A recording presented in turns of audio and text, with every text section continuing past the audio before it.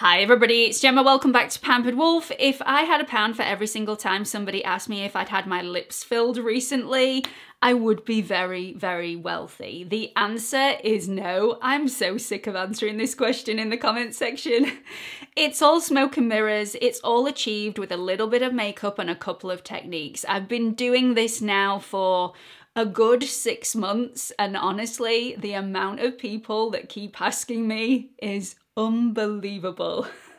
Now, Lisa Eldridge did a video just like this a couple of months ago. I'm going to link her video in the comments section. If you don't know who Lisa is, you are missing out.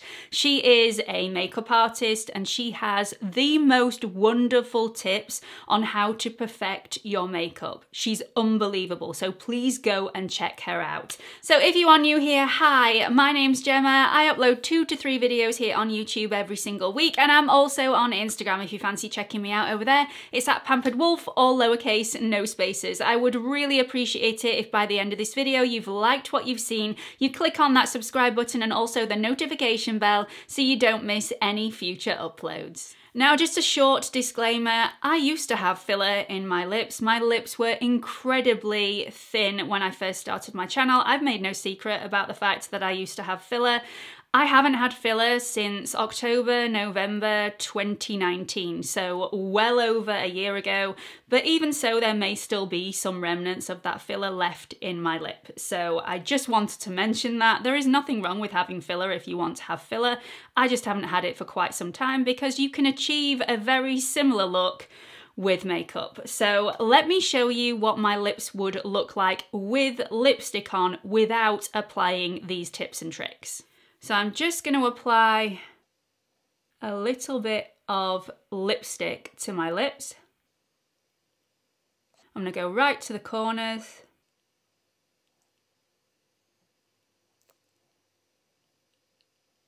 I'm going right to the edges of my lips and I'm following the natural outline of my lip.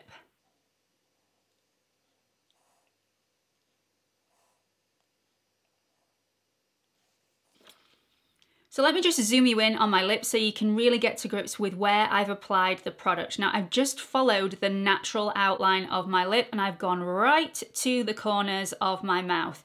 You wouldn't think there would be a problem applying your lipstick this way, but it really can make your lips look a little bit downturned and a lot thinner. The further out you take your lips, the thinner they're going to look because the wider they're going to look, which makes this sort of depth and the bounciness and the fullness of your lip look less. So let me just close my mouth for you and stop talking so you can really see what this lipstick looks like applying it the way that I have done.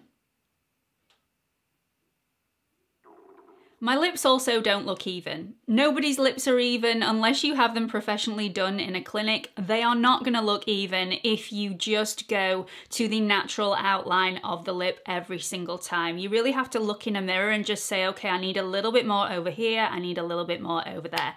Let me take all this off and I'm going to show you my trick to getting much fuller, plumper, juicier looking lips. So I started off with a clean canvas. I've taken the lipstick off the lip body. There is still some remnants of that remaining. That's okay. I'm going to be using the same lipstick. I've also put a little bit of foundation around the corners of my mouth just to get rid of any lipstick stains that were there from taking the lipstick off. This stuff is really good, but it definitely does stain the lips. So this is the Pat McGrath in Flesh 5. It's a really nice lipstick. So all you need for this process is a lip pencil, a lipstick or a liquid lip, and if you want to go even further and make them look even fuller, a lip gloss. So it's all you need, and you can choose whichever lip liner, lipstick, lip gloss you want to use. So the trick is to slightly overline the lip, and I mean by a fraction of a millimeter. And make sure you're looking in the mirror all the time, you know where your natural fullness is, and you try and make things as even as possible. Now, another trick is to make sure that you don't go right up to the edge of your mouth. We're not trying to elongate the lips horizontally, we're trying to plump them up vertically.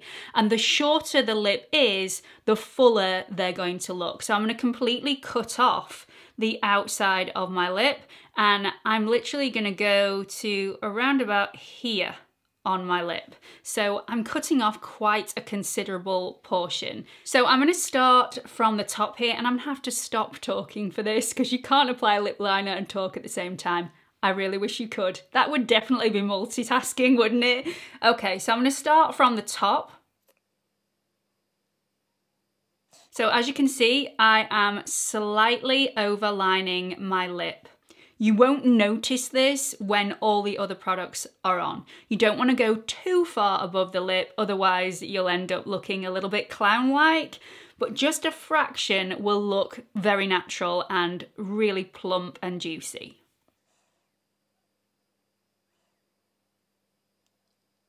So once I get to about here, I'm going to start curving it in to the underneath side of my lip. So we've not gone all the way to the outer edge, which we're right over here. We've gone around about 5 to 7 mils towards the center to really plump up that lip, to shorten it horizontally and therefore make it look a lot fuller. So I'm going to do the same on the bottom. Again, starting off a fraction of a millimeter lower than your natural lip line. And then when I get to around about here, I'm going to start curving that in to the inner portion of my lip. So as you can see already, that side of my lip looks far more fuller than this side of my lip. I'm then just going to go over that line again to make it more prominent.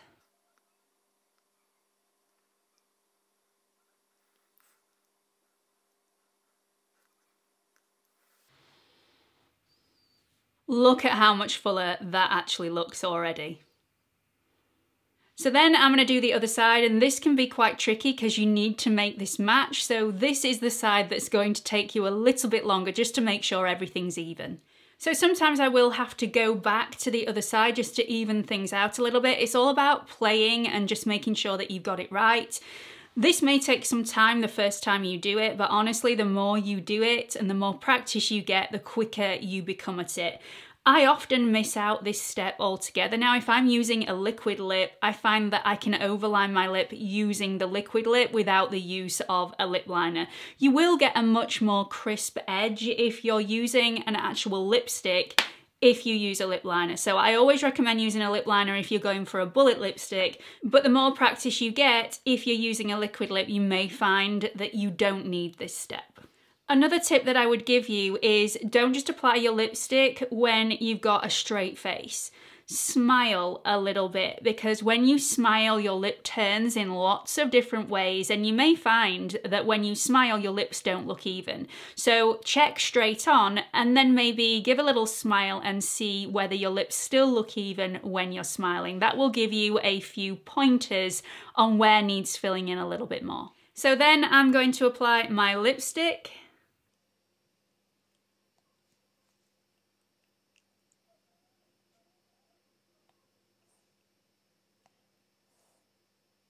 And I'm being really, really careful not to go outside the lines that I've just created, because if I go any further out, it's going to really damage the effect.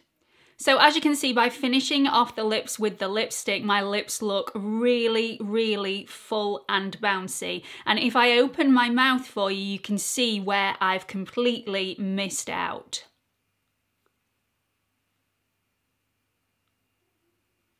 So by not going to the corners of the mouth, not only am I stopping that downturned effect, but I'm also pushing my lips together, making them look a lot fuller.